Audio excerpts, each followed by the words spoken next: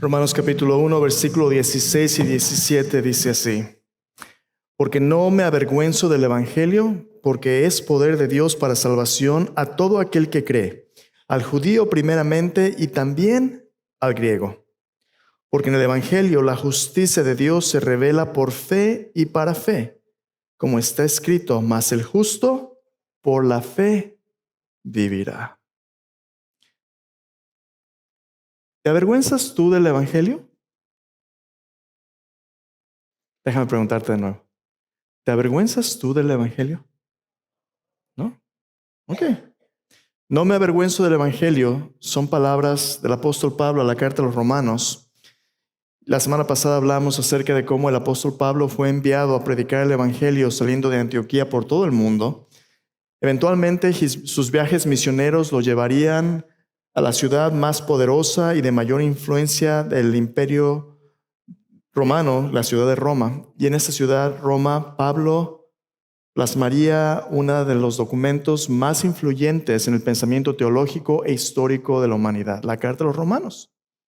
Y aquí en el centro de la Carta a los Romanos, Pablo se toma el tiempo de aclarar el mensaje que le daba razón de ser a la iglesia, el mensaje que había transformado la vida de muchas personas en el Imperio Romano y que ahora no solamente estaba transformando las vidas, sino que tenía que alcanzar los confines de la tierra y del tiempo, no solamente transformando vidas en ese contexto, sino hasta ahora nosotros mismos.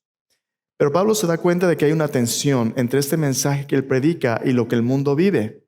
Cierta tensión que a veces causa persecución o puede causarle a ciertas personas ofensa o tropiezo. Él se da cuenta que algunas veces va a haber sufrimiento, malos entendidos, va a haber persecución por predicar este mensaje, pero él dice: yo no me avergüenzo porque el evangelio es poder de Dios para salvación. Ahora mi pregunta es: ¿salvación de qué? ¿De qué nos salva el evangelio? ¿De qué nos salva? Muchas veces oímos eslogans o vemos calcomanías que dicen: Jesús Cristo es la respuesta. ¿Será cierto eso? Sí, Cristo es la respuesta. Obviamente Cristo es la respuesta. Pero hay un problema. Se nos olvida a veces cuál es la pregunta. Algunas veces decimos Jesús es la solución, pero se nos olvida cuál es el problema. Y a veces nos da vergüenza hablar del problema. La salvación y el evangelio son buenas noticias y son el regalo y el tesoro más grande que podemos tener solamente cuando entendemos la realidad del problema y el predicamento en el que estamos. En las buenas noticias del evangelio, eso significa evangelio, buenas nuevas, en las buenas nuevas del evangelio también hay un mensaje de malas noticias. Las buenas noticias tienen sentido solamente cuando entendemos las malas noticias de nuestra condición y de lo que el evangelio, de lo que Cristo viene a salvarnos, es de las consecuencias de nuestros pecados. La paga del pecado es muerte. El pecado trae como consecuencia muerte. Todo el quebrantamiento, todo el dolor, toda la enfermedad, todas las cosas malas de este mundo tienen como su origen y su raíz la rebelión de la humanidad en contra de Dios, el pecado. Pero vivimos en un tiempo donde hablar de este tipo de cosas no es muy atractivo ni muy popular, ¿verdad? ¿Qué queremos oír? Pues es que yo quiero sentir bonito. Yo quiero sentir bonito. Yo quiero que me hablen de una manera inspiradora, que me animen, que nada de malo con animar, nada malo con inspirar.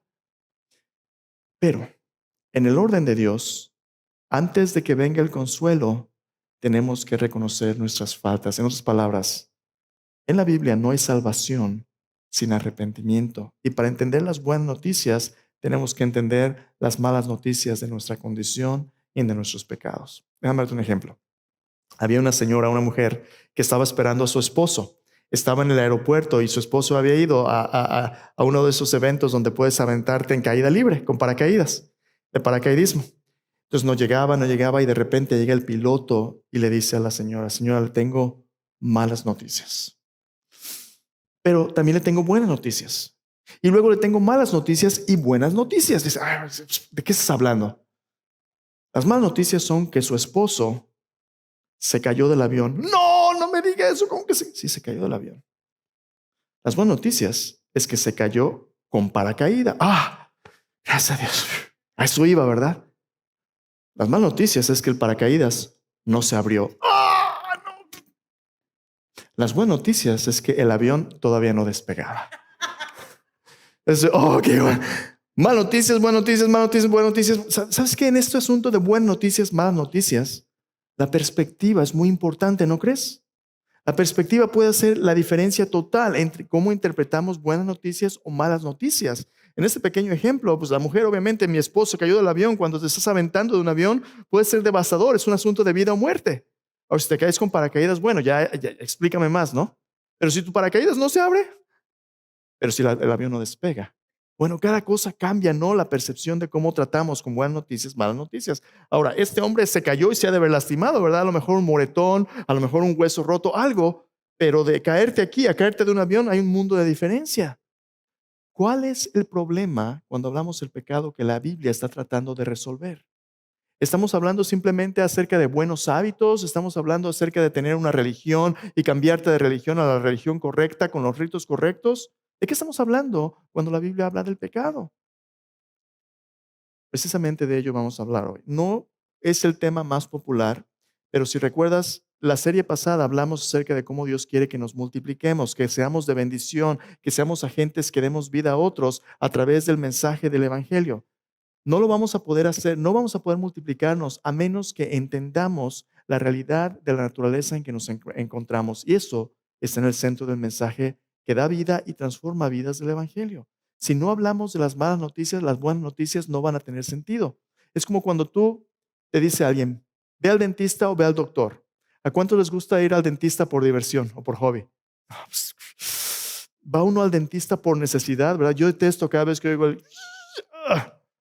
No va uno al dentista por gusto, va uno al dentista por salud y necesidad. Lo mismo con el médico. Yo hago desidia de ir con el médico hasta que empieza a doler. Ah, caray.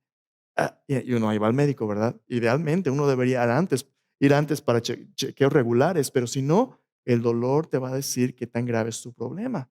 Por eso va uno al médico, por eso la medicina. Esas son provisiones que Dios nos da para cuidar de nuestra salud.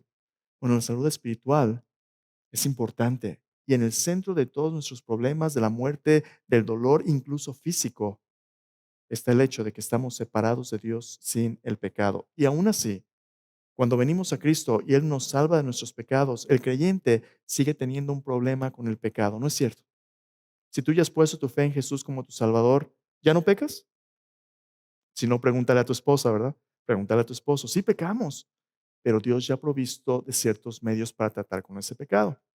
Entonces, hoy y la próxima semana, si Dios permite, vamos a hablar de cómo es que Dios quiere que su pueblo trate con el pecado en dos grandes categorías, el pecado del no creyente, del incrédulo, y el pecado del creyente. Estos son dos grupos cuyo pecado requiere diferente postura, diferente remedio, diferente tratamiento. En la Biblia, cuando no tenemos a Cristo, la Biblia nos dice en Efesios capítulo 2, versículo 1, dice, Él os dio vida a vosotros cuando estabais muertos en vuestros delitos y pecados. El pecado de aquel que no tiene a Jesús como su Salvador no le deja ni raíz ni rama. Estamos muertos. Sin Cristo no es que un día nos vamos a condenar. Sin Cristo ya estamos condenados. Juan 3:16 al 21 dice eso, ¿no? Porque de tal manera amó Dios al mundo que ha dado a su Hijo unigénito para que todo aquel que cree en Él no se pierda, mas tenga vida eterna.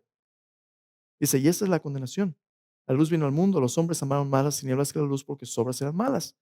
Dice, todo aquel que cree en el Hijo, ¿será condenado? No, no será condenado.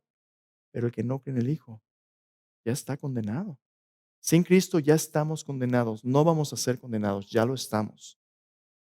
Con Cristo Dios perdona nuestros pecados y nos da una manera de vencerlo en una lucha constante entre el espíritu y la carne. De eso vamos a hablar la próxima semana. Hoy vamos a enfocarnos principalmente en el pecado, el no creyente. Vamos a ver por qué el evangelio es tan importante para salvarnos. Déjame darte otro ejemplo. Te dije que perspectiva era importante. ¿Qué tan importante es entender el problema del pecado para entender la salvación que Dios nos da? Completamente importante. Esa es una imagen de qué. ¿Lo alcanza a ver? Hielo, pero es un pedazote de hielo, ¿verdad? No es un cubito de hielo, ese es un pedazote de hielo, ese es un iceberg. Los icebergs son montañas de hielo que flotan en el océano. Son agua dulce.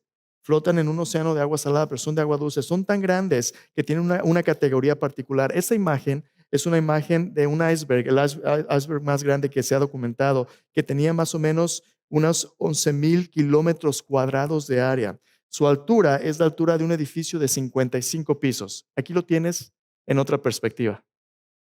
Es un mundo de hielo. Este iceberg era del tamaño más o menos de la isla de Jamaica. Enorme. Tú has oído muchas veces, proverbialmente, que lo que tú ves de un iceberg no es el todo del iceberg, ¿verdad? Lo que está debajo del agua es realmente el problema más grande. Lo que alcanzas a ver de un iceberg comparado a lo que realmente el problema es, no se compara. El pecado es así. Nosotros muchas veces vemos y nos damos cuenta de las consecuencias del pecado cuando vemos sus efectos por encima del agua, pero las raíces que tiene son profundas y son humanamente irreparables, son humanamente imposibles de arreglar, requieren la intervención divina. En otras palabras, sin Cristo estamos en tal problemón que todo nuestro dinero, toda nuestra sociedad, toda nuestra tecnología, toda nuestra religión, todas nuestras buenas obras no pueden resolver. Por eso necesitamos un Salvador. Pero a veces nosotros vemos solamente por encima del agua y nos distraemos por las apariencias. Si una persona trae perfume, dinero, bien vestido, parece que la vida es buena, ¿no? Si está guapo, si está saludable en sus veintes, el mundo es su campo de acción, ¿verdad? Lo tiene todo, pero no vemos lo que hay debajo del agua. ¿Recuerdas cuando Dios mandó a Samuel a escoger a un rey en el Antiguo Testamento? Los muchachones, ¿verdad? Llegaron, hoy este ha de ser el rey. Dios le dice, no mires a su parecer ni a lo alto de su estatura, porque yo lo desecho. Porque Jehová no mira lo que mira el hombre mira lo que está delante de sus ojos. Jehová mira el corazón.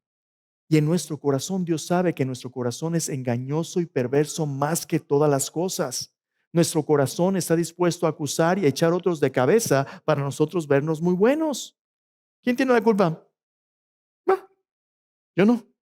Desde chiquitos, ¿verdad? Aprendemos a apuntar antes de echarnos la culpa. Ahí hay un problema y el problema está en nuestro corazón.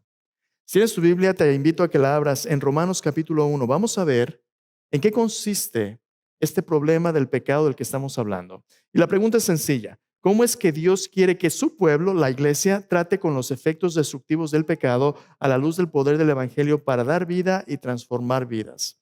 Dar vida y transformar vidas son dos cosas que cada domingo repetimos y están en el centro del Evangelio. Esta es nuestra conversión y discipulado. Y una vez que Cristo transforma nuestra vida, Dios nos envía para dar más vida, ¿verdad? Es de por vida. Pero esos dos aspectos, dar vida y transformar vida, son aspectos esenciales que Dios utiliza para tratar con nuestros pecados. Primero, tenemos que recibir vida. Sin la vida del Evangelio, sin la vida de Cristo, estamos muertos en vida. ¿Cómo es que Dios va a remediar el problema de estar muerto? Dios tiene el poder de dar vida incluso a los muertos. Eso es lo que dice el Evangelio. Cristo resucitó al tercer día y así como Él, nosotros que hemos confiado en Él, Dios nos levanta para andar en vida nueva cuando tenemos fe en Él. Vamos a ver en qué consiste este pecado entonces. Si tienes tu Biblia entonces, vamos a leer Romanos capítulo 1, vamos a empezar leyendo versículo 18 al versículo 32 y vamos a comentar al respecto en un momento. Dice así, Romanos 1, 18 al 32, el pecado de la humanidad incrédula. Dice, porque la ira de Dios se revela desde el cielo contra toda impiedad e injusticia de los hombres que detienen con injusticia la verdad. Porque lo que de Dios se conoce les es manifiesto, pues Dios se lo manifestó. Porque las cosas invisibles de Él, su eterno poder y deidad, se hacen claramente visibles desde la creación del mundo, siendo entendidas por medio de las cosas hechas, de modo que no tienen excusa. Pues habiendo conocido a Dios, no le glorificaron como a Dios ni le dieron gracias, sino que se envanecieron en sus razonamientos y su necio corazón fue entenebrecido. Profesando ser sabios, se hicieron necios. Cambiaron la gloria del Dios incorruptible en semejanza de imagen de hombres, de hombre corruptible, de aves, de cuadrúpedos, de reptiles. Por lo cual también Dios los entregó a la inmundicia en las concupiscencias de sus corazones, de modo que deshonraron entre sí sus propios cuerpos, ya que cambiaron la verdad de Dios por la mentira, honrando, dando culto a las criaturas antes que al Creador, el cual es bendito por los siglos. Amén. Por esto Dios los entregó a pasiones vergonzosas, pues aún sus mujeres cambiaron el uso natural por el que es contra naturaleza. De igual modo, también los hombres, dejando el uso natural de la mujer, se encendieron en su lascivia unos con otros, cometiendo hechos vergonzosos, hombres con hombres, y recibiendo en sí mismos la retribución debida a su extravío. Como ellos no aprobaron tener en cuenta a Dios, Dios los entregó a una mente reprobada para hacer cosas que no convienen, estando atestados de toda injusticia, fornicación, perversidad, avaricia, maldad, llenos de envidia, homicidios, contiendas, engaños y malignidades, murmuradores, detractores, aborrecedores de Dios, injuriosos, soberbios, altivos, inventores de males, desobedientes a los padres, necios, desleales, sin afecto natural, implacables, sin misericordia, quienes habiendo entendido el juicio de Dios, que los que practican tales cosas son dignos de muerte, no solo las hacen, sino que también se complacen con los que las practican. Aquí hay un buen para un buen rato, ¿verdad?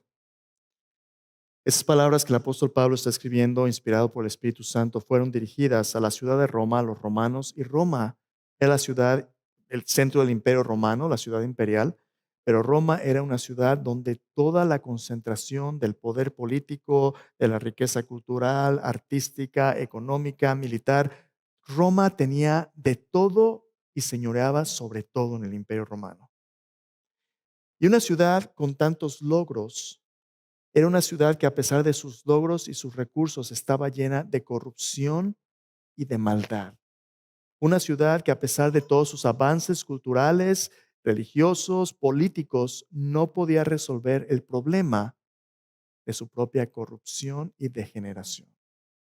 El apóstol Pablo mira al pináculo de la civilización de su tiempo y los ve quebrantándose y desmoronándose bajo el peso moral de sus propias decisiones y acciones. Como sociedad, la cultura del Imperio Romano se había convertido en una cultura destructiva, en una cultura decadente, una cultura donde los ricos oprimían a los pobres, donde todo mundo que tenía medios se la vivía tratando de satisfacer sus propios placeres y deleites.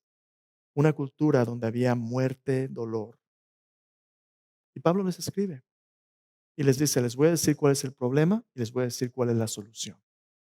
Y comienza no solamente escribiendo a los romanos, sino Pablo sabe que si el evangelio llega a Roma, Roma es la puerta para el resto de la tierra. Usted ha oído el pequeño refrán que dice, todos los caminos llevan a Roma. En el mundo antiguo así era. Literalmente los caminos estaban puestos para llevar a la ciudad de Roma.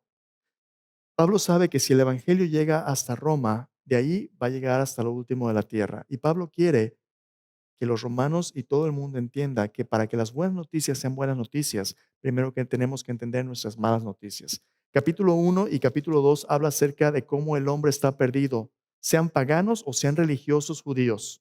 Por tus propios esfuerzos no puedes salvarte. Uno diría, ¿y por qué si no somos tan malos? Pablo dice, sí, sí somos. Somos más malos de lo que nos damos cuenta. El caso que Pablo empieza a formar es acerca de la humanidad incrédula. Y Pablo habla de dos grandes áreas de pecado. La primera área del pecado, los versículos 20 al versículo 25, perdón, versículos 18 al versículo 25. Pablo nos dice que la humanidad se ha apartado de Dios y el gran pecado es la idolatría. Primero, pecamos en contra de Dios. El versículo 25 en adelante, Pablo mira cómo esa teología distorsionada de quién es Dios y quiénes somos, cuando esa relación con Dios se interrumpe entre el ser humano y Dios, entonces nos damos a una vida de inmoralidad. La idolatría siempre produce inmoralidad. Cuando tú y yo rechazamos a Dios y su autoridad en nuestra vida, solo es cuestión de tiempo hasta que nos perdamos en una espiral descendente de prácticas destructivas, de hábitos que nos esclavizan a patrones de conducta que no eran el plan de Dios. Entonces, dos cosas, idolatría e inmoralidad. Y dices tú, ay, pues ¿qué tiene eso de malo? Ven conmigo, vamos a ver de nuevo el versículo 18. Para empezar, el problema con la idolatría es que nos pone en enemistad con Dios. Dios ama a todos, ¿verdad? Sí, en un sentido, Dios ama a todos, a toda la humanidad. Pero al mismo tiempo, este Dios que ama a todos es un Dios que está airado, enojado en contra de aquellos que tienen un estilo de vida de pecado y rechazan a su Hijo Jesús. Mira cómo comienza el versículo 18. Porque la ira de Dios se revela desde el cielo contra toda impiedad o injusticia de los hombres que detienen con injusticia la verdad. Dios no es un agente pasivo que simplemente ve el mal en la humanidad o en la creación y dice, pues está bien, hay que hacer, hagan bolas. No, no. Dios activamente se opone al mal.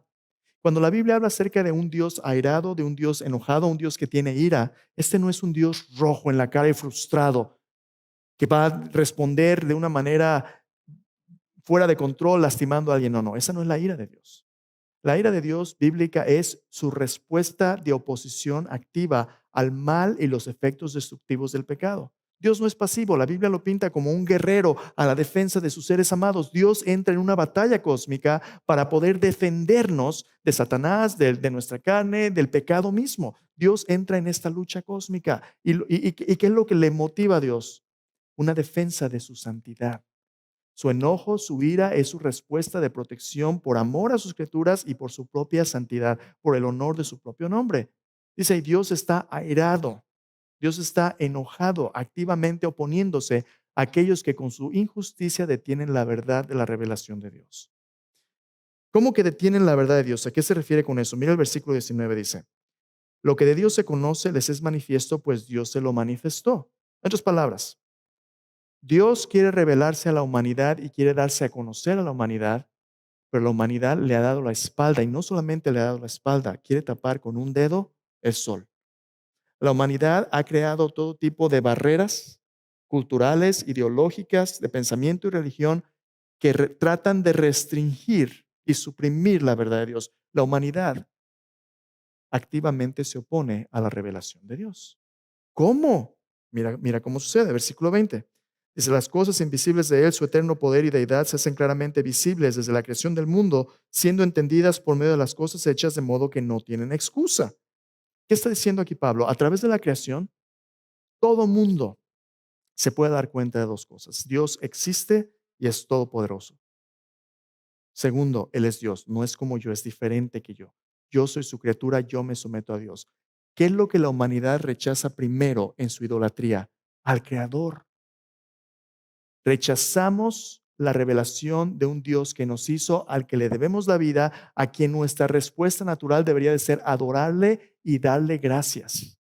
En lugar de adorarle y darle gracias, suprimimos su verdad, le damos la espalda y empezamos a crearnos nuestros propios dioses. Mira lo que dice Pablo a continuación aquí mismo. Dice el versículo 21, pues habiendo conocido a Dios, no le glorificaron como a Dios ni le dieron gracias, sino que se envanecieron en sus razonamientos, su necio corazón fue entenebrecido. ¿Qué empezaron a hacer? En su propia mente empezaron a encontrar un sentido a su vida separado de Dios, se empezaron a dar excusas. Yo no soy tan malo. La religión, no, ya que esté viejito, ya que me vaya a morir, yo me arrepiento.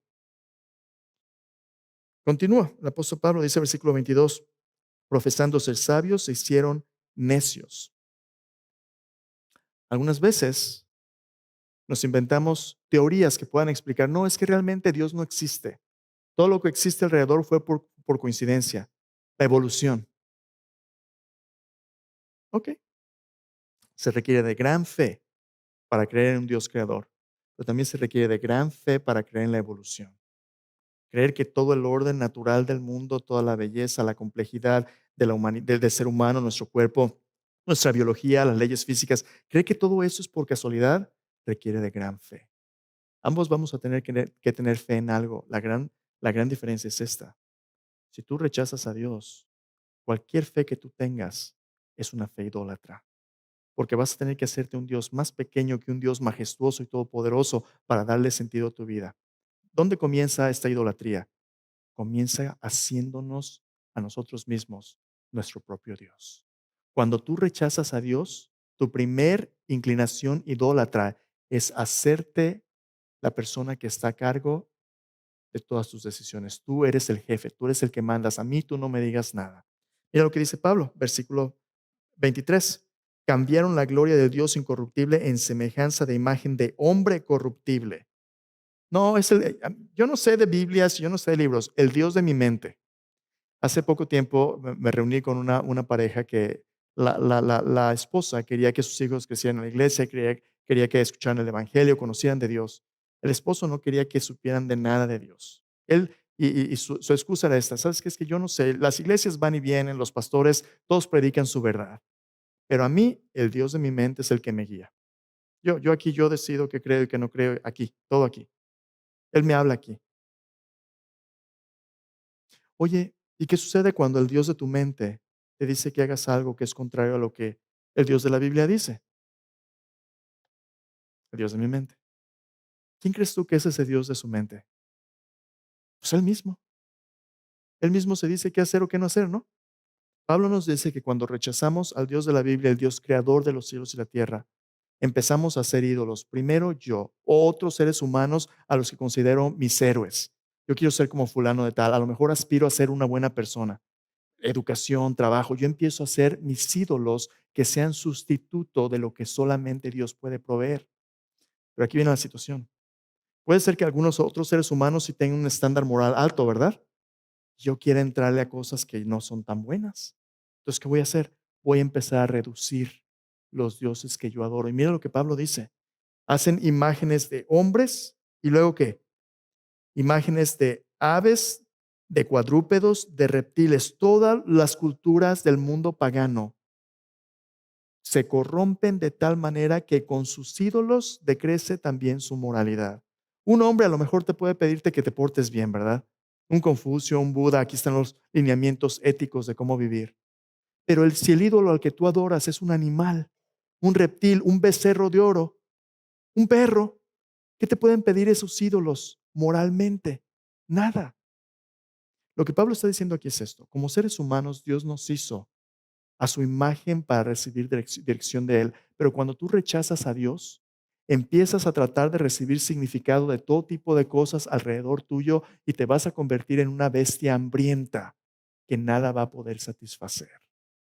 Y tú vas a tener ídolos, pero poco a poquito vas a perder la percepción del mundo y de quién eres tú. Mira, acompáñame a un versículo del Antiguo Testamento, Salmo 115. Quiero que escuches cuál es el gran problema de la idolatría. Salmo 115.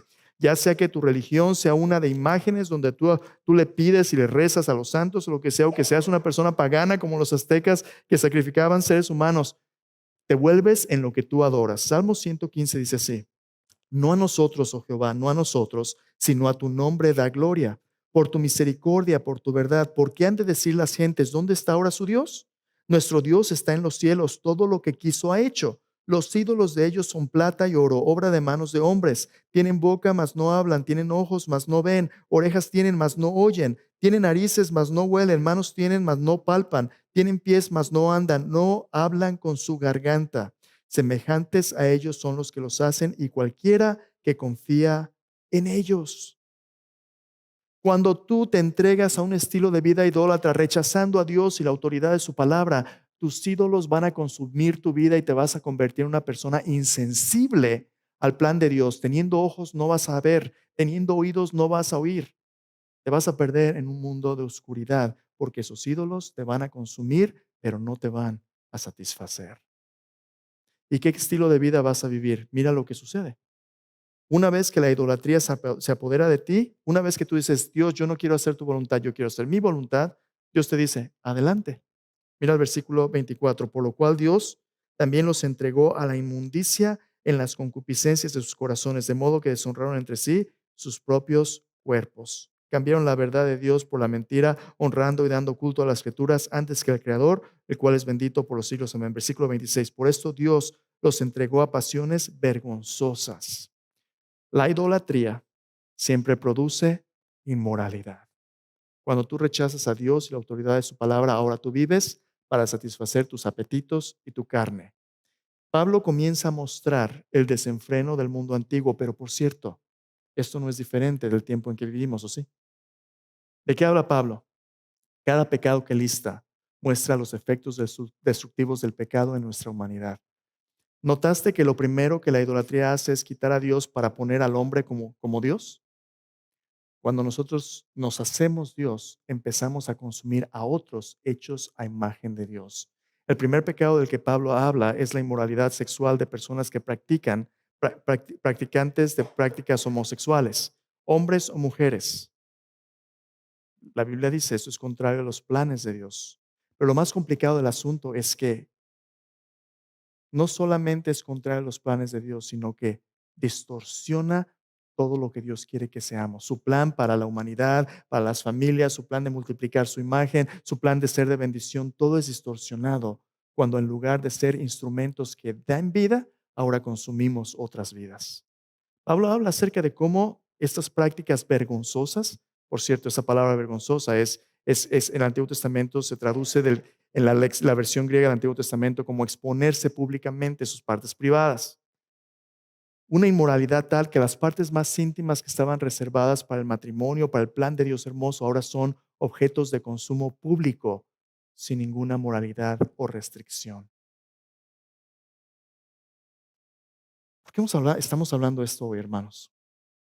Porque si no entendemos los efectos del pecado, no entendemos las buenas noticias del Evangelio. Estamos viviendo en un tiempo donde los valores conservadores de una cultura donde el Evangelio ha sido de influencia por mucho tiempo, están dando lugar a un vacío moral y espiritual, donde si la iglesia no es la luz y sal de la tierra, donde si Dios no nos despierta para compartir la solución del Evangelio con los incrédulos, entonces esa es la radiografía de lo que las culturas se convierten sin Cristo, sin Dios.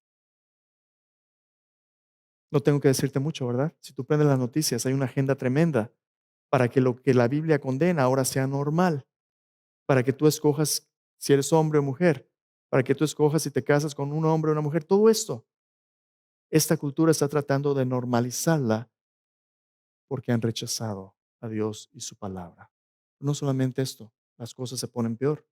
Mira lo que dice el versículo 28. Cuando tú rechazas a Dios su palabra, como ellos no aprobaron tener en cuenta a Dios, Dios los entregó a una mente reprobada para hacer cosas que no convienen, estando atestados de toda injusticia.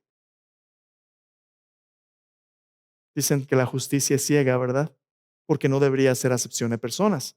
Pero a veces parece que la justicia es ciega porque no se fija lo que hace. Cuando un sistema judicial se convierte en algo que solamente los ricos pueden pagar, cuando tú puedes comprarte el mejor abogado y hacer lo que te dé la gana, ahí hay un problema. Fornicación. A veces esta cultura dice, es que ¿por qué quieren hacer el problema de las prácticas homosexuales el pecado imperdonable? No, no, no. No solamente es la práctica de un estilo de vida homosexual. Toda relación sexual fuera de los confines de un matrimonio heterosexual es pecaminosa. La fornicación también. Si tú duermes con alguien que no es tu esposo o tu esposa, es pecado, es destructivo. Mira lo que continúa diciendo. Fornicación, perversidad, avaricia. ¿Qué tal el dinero? En lugar de ser generosos, nomás yo, ¿verdad? Tacaños, tacaños, avaricia, maldad, llenos de envidia. ¿Has envidiado alguna vez a alguien tú? Al más guapo, al más guapa, el que tiene más dinero, que tiene mejor casa, mejor carro, mejor posición. ¿Has envidiado alguna vez? Todos hemos envidiado. Homicidios. ¿Has visto las noticias? Todos los días ya hay noticias de gente que está matando a tiroteos, ¿verdad? En el estacionamiento. Esta mañana una madre porque estaba llevando sus cosas se peleó con otra mujer, la mujer sacó su pistola, la mató tras espaldas y sus niños estaban en el carro. Homicidios, contiendas, pleitos, engaños, malignidades, murmuradores, chismosos, aborrecedores de Dios, injuriosos, soberbios, el orgullo, altivos, inventores de males, desobedientes a los padres. Hermanos, ¿qué está haciendo Pablo aquí? Pablo nos está mostrando que esta espiral descendiente del pecado es una resbaladilla, donde una vez que empiezas, lo único que tienes que hacer es seguir separado de Dios para que veas de dónde acabas, en muerte. Ahora déjame preguntarte. Al final, Pablo dice, versículo 32, quienes habiendo entendido el justo juicio de Dios, que los que practican tales cosas son dignos de muerte, no solo las hacen, sino que también se complacen con los que las practican. Aquellos que practican un estilo de vida del pecado no solamente quieren que tú los toleres, sino quieren que ahora tú los respaldes, los respetes, los promuevas. Pero Dios dice, Este estilo de vida de pecado se merece ¿qué? La muerte. En algunos países tú puedes ir a la cárcel por leer ese versículo. Le dicen, este es hate speech. Pero aquí vienen las malas noticias, buenas noticias. Las malas noticias es que los que practiquen tales cosas merecen la muerte. Ahora aquí viene la pregunta. ¿Quiénes practican tales cosas? Aquellos allá afuera, ¿verdad? No. Toda la humanidad. Sin Dios, ese es nuestro estilo de vida. Romanos 3:10, si sigue leyendo, dice, no hay justo ni aún uno. Y el versículo 23, dale un poquito adelante, ahí vienen las buenas noticias. Versículo 23 nos dice, Romanos 3:23, no hay justo ni aún uno, por cuanto todos pecaron y están destituidos de la gloria de Dios. Todos los seres humanos que han nacido desde Adán y Eva, con la excepción de Cristo, todos los seres humanos, todos nosotros, con la excepción de Cristo, todos nacemos en pecado y estamos separados de la gloria de Dios y merecemos la muerte, todos. Pero aquí vienen las buenas noticias. Versículo 24 dice, siendo justificados gratuitamente por su gracia, mediante la redención que es en Cristo Jesús, a quien Dios puso como propiciación por medio de la fe en su sangre para manifestar su justicia, a causa de haber pasado por alto en su paciencia los pecados pasados.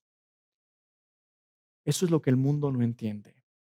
Las buenas noticias son estas, que a pesar del peor pecado que hayamos cometido, Dios proveyó un Salvador al que Él llama su propiciación. Propiciación significa el sacrificio que satisface las demandas justas de Dios para perdonar nuestros pecados, conservando la justicia de Dios, pero a costo suyo por su gracia, por un favor no merecido. Cristo es el que cambia la ira de Dios en la gracia de Dios por su sacrificio. Y las buenas noticias del Evangelio son estas, que el pecado no tiene que ser lo que controle nuestra vida. Los ídolos y la inmoralidad no tienen que ser la historia de nuestra vida. Las buenas noticias son que Cristo vino a morir y a resucitar, a vivir una vida perfecta para rescatarnos, para salvarnos de ese estilo de vida. Pero hay una gran petición. Para que Cristo te dé la vida eterna y te perdone, tienes que arrepentirte de tus pecados. Tienes que reconocer que todas esas prácticas excluyen de la presencia de Dios. Es el infierno. Te mandan derecho al infierno. Las prácticas sin Cristo de ese estilo de vida traen como consecuencia la muerte física y eterna espiritual. Pero Cristo vino a morir para que tú y yo no tengamos que morir. Entonces, ¿cómo debe tratar la iglesia con el pecado? La primera pregunta que debemos de hacernos es esta. La persona con la que estamos hablando, primera pregunta, ¿es creyente en Cristo o no? Si esta persona no ha puesto su fe en Cristo o no ha ido al Evangelio, no puedes decirle que se porte bien nada más. No puede, esta persona no puede ser santa, no puede obedecer los 10 mandamientos, no le puedes hablar de la disciplina, no tiene nada que ver con la vida de Dios. Está muerta en sus delitos y pecados. La prioridad más importante para una persona que no conoce a Cristo es escuchar cómo puede ser perdonada sus pecados y el Evangelio. Entonces, ¿cuál es nuestra postura para personas que promueven estilos de vida del pecado que no conocen a Cristo? Nuestra postura como iglesia es una de testimonio. El otro día te dije, ¿qué vamos a hacer el día que una pareja de hombres entre agarrados de la mano y se sienten juntos y estén ahí abrazados? ¿Qué vamos a hacer? Bueno, los podemos correr, ¿verdad? ¿Será eso lo que Cristo haría? Los podemos tolerar, los podemos ignorar, los podemos bendecir. Oye, qué bueno, esos anticuados antes. ¿Qué querrá Cristo? Cristo nunca condona el pecado, pero nos ofrece una solución. Es como iglesia. Algunas personas dicen, es que tenemos que dar la bienvenida a todos. Queremos ser más que dar la bienvenida. Queremos invitar a las personas a seguir a Cristo. ¿Cómo los invitamos? Los invitamos presentándoles la solución al pecado. Hay ciertas cosas que son pecado y no hay vuelta de hoja. Dios ya nos ha dicho cuáles son. Ahí está la Biblia. Esas no las vamos a tolerar, no las vamos a animar, las vamos a confrontar en el amor y la verdad de Cristo. Entonces, ¿qué tiene que suceder? No les vamos a decir desde la plataforma, a ver ustedes, no. Yo espero que algunos de nosotros, en nuestro staff, el liderazgo, los miembros de la iglesia, vengan al final del servicio y hablen con esas personas, les digan, Alguien los invitó, qué gusto nos da que estén ustedes aquí, porque queremos contarles acerca de un Salvador que cuando estábamos perdidos en nuestros pecados, nos perdonó y nos rescató. Le puedo contar mi historia. ¿Quién les va a contar un testimonio que les diga que lo que Cristo nos ofrece es mejor que lo que el mundo les da? Les contamos nuestro testimonio y conforme hablemos del Salvador, una de dos cosas va a suceder. O esa persona rechaza a Cristo y vive como quiere y nos empieza a echar tierra y van a salir de aquí. O esa persona dice, ¿sabes qué? Sí, yo tengo necesidad, quiero oír más por lo menos. O hoy estoy listo a que Cristo me salve. Pero nosotros tenemos que darle testimonio. Si la persona rechaza a Cristo, no hay más que hacer. Nosotros seguimos dando testimonio, seguimos sirviendo, seguimos amando, pero no vamos a tolerar, no vamos a condonar, no vamos a decir a la gente aquí no pasa nada. Cuando el pecado es pecado, lo más amable que usted puede hacer es decirle a la persona la verdad. Si alguien tiene un cáncer y tú eres en la piel y tú eres dermatólogo y tú lo ves, el melanoma, lo peor que puedes hacer es decirle a la persona, eso no es nada, es una cicatriz, es un lunar. No, lo que es bueno y lo que es amable y lo que es verdadero es decirle a la persona, ese es un problemón, que si no lo tratas hoy, va a acabar con tu vida. Esa es la verdadera definición del amor. El amor hace lo que es bueno por la persona amada. Y lo que el mundo necesita oír es que el pecado produce muerte, pero Cristo ha venido para darnos vida y una vida abundante. El que tiene al Hijo tiene la vida. El que no tiene al Hijo de Dios no verá la vida. La ira de Dios está sobre él. Nuestro trabajo es proclamar al Hijo. Próxima semana vamos a hablar de cómo tratar con el pecado de los creyentes, pero prepárate, porque lo que Cristo va a hacer es empezar a brillar su luz en cada una de nuestras oscuridades y nos va a decir, el pecado es destructivo en el creyente, pero hay confesión, hay perdón. Ahora sí, que Dios nos agarre bien confesados, porque para eso vino Jesús, para restaurar nuestra relación y comunión con Él. Vamos a participar de la cena del Señor, hermanos. Todos nosotros tenemos personas en nuestra vida al presente que están lejos de Cristo. Todos nosotros conocemos a un familiar, una persona en el trabajo que vive de una manera contraria a los planes de Dios. Dios no quiere que tú y yo vayamos a decirles qué mal están como si nosotros ya nos lo tuviéramos todo bien. No somos mejores que nadie, pero Cristo sí.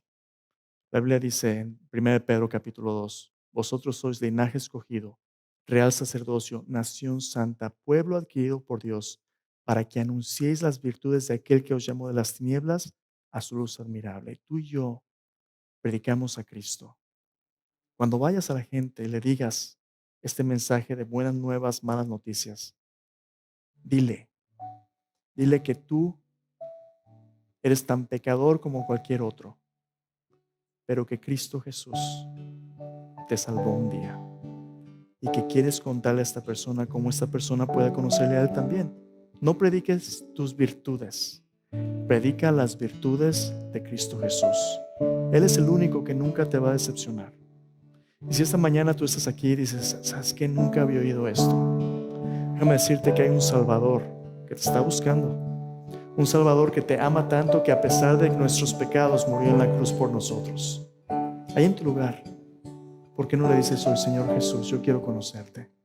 Yo quiero acercarme a ti. Y antes de irte hoy, platica conmigo, Pastor Roberto, uno de nosotros. Queremos servirte. Queremos contarte más de lo que Jesús hizo por ti. Cierra tus ojos. Vamos a orar juntos. Padre bendito, yo vengo delante de ti hoy con un corazón lleno de gratitud.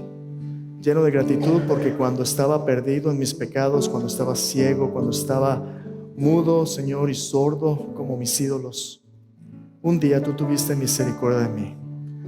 Y tú, Señor, me hablaste de Cristo a través de un siervo tuyo, Señor, que se apiadó de mí y me contó qué bueno eres tú. Me contó de tu amor, me contó del sacrificio de Cristo en la cruz, su muerte, sepultura, su resurrección. Y en ese momento yo supe, Señor, que era un pecador, pero que, Señor Jesús, tú eras el Salvador. Hace 30 años, Señor, 30 años.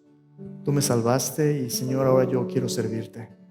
por tu puro amor. Yo te pido, Señor, que de esta congregación tú sigas levantando hombres y mujeres que nunca se cansen de maravillarse, Señor, de qué bueno es tú.